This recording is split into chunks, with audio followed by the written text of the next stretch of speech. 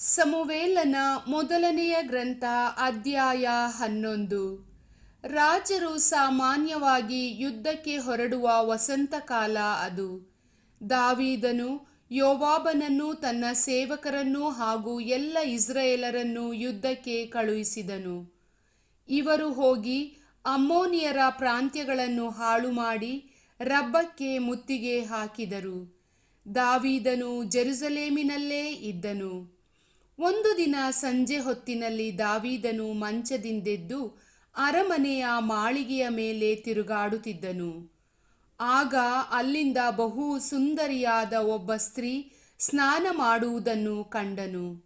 ಕೂಡಲೇ ದಾವೀದನು ಒಬ್ಬನನ್ನು ಕರೆದು ಆ ಸ್ತ್ರೀ ಯಾರೆಂದು ಕೇಳಿದನು.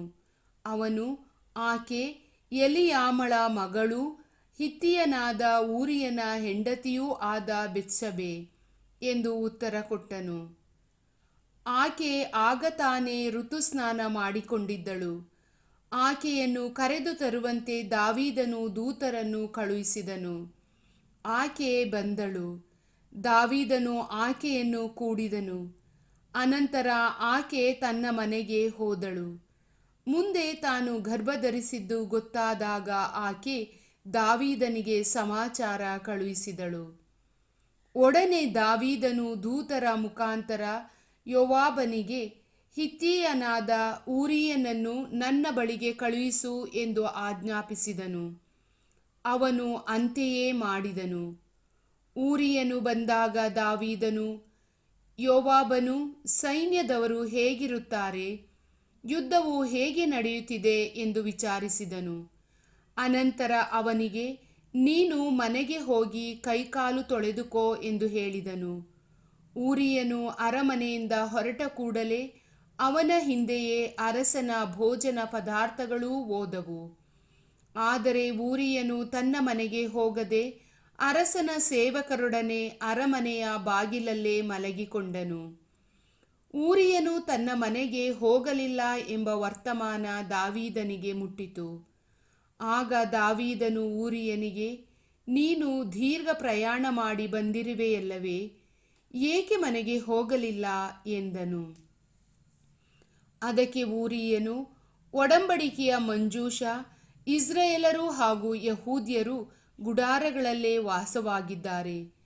ನನ್ನ ಒಡೆಯನಾದ ಯೋವಾಬನು ಅವನ ಸೇವಕರು ಬಯಲಿನಲ್ಲೇ ಪಾಳೆಯ ಮಾಡಿಕೊಂಡಿದ್ದಾರೆ.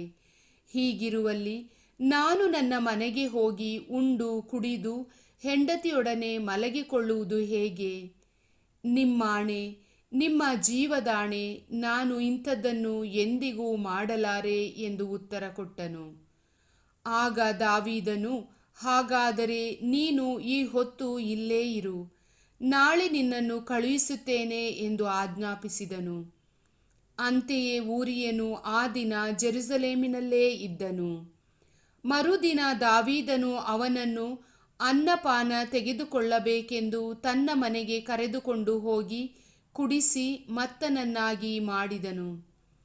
ಆದರೆ ಆ ರಾತ್ರಿಯೂ ಅವನು ಹೋಗಿ ತನ್ನ ಯಜಮಾನನ ಸೇವಕರ ಹತ್ತಿರ ಹಾಸಿಗೆ ಹಾಸಿ ಮಲಗಿಕೊಂಡನೇ ಹೊರತು ತನ್ನ ಮನೆಗೆ ಹೋಗಲಿಲ್ಲ.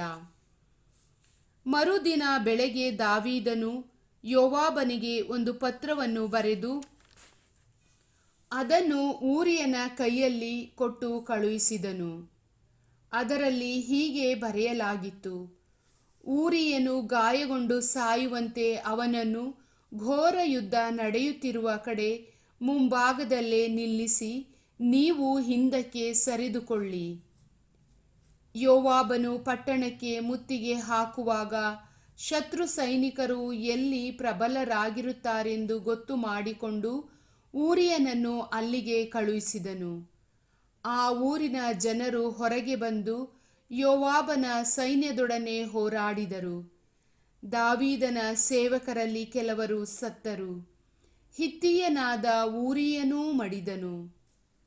ಅನಂತರ ಯೋವಾಬನು ಒಬ್ಬ ದೂತನನ್ನು ಕರೆದು, ನೀನು ಹೋಗಿ ದಾವೀದನಿಗೆ ಯುದ್ಧದ ವರದಿಯನ್ನು ಸಲ್ಲಿಸು.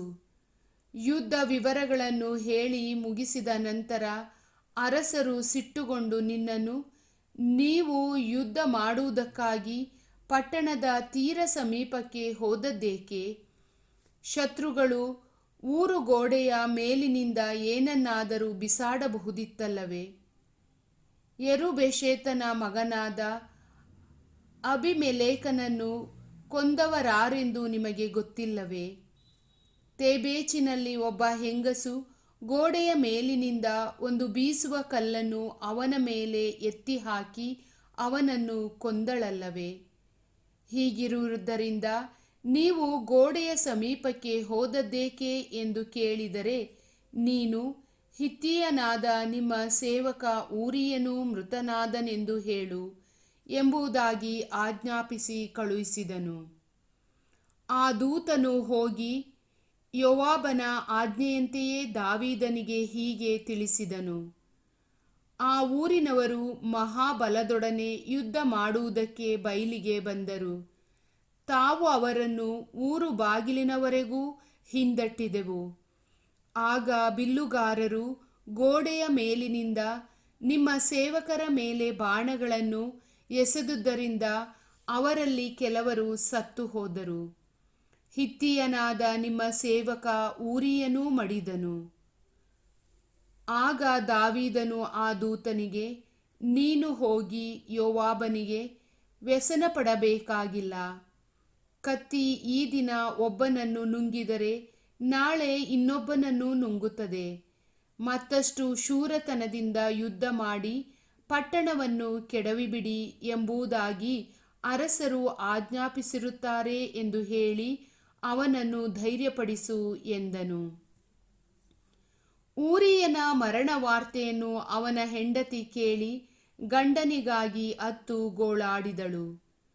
ದುಃಖ ಕಾಲ ತೀರಿದ ನಂತರ ದಾವೀದನು ಆಕೆಯನ್ನು ತನ್ನ ಮನೆಗೆ ಕರೆಯಿಸಿ ತನ್ನ ಹೆಂಡತಿಯನ್ನಾಗಿ ಮಾಡಿಕೊಂಡನು.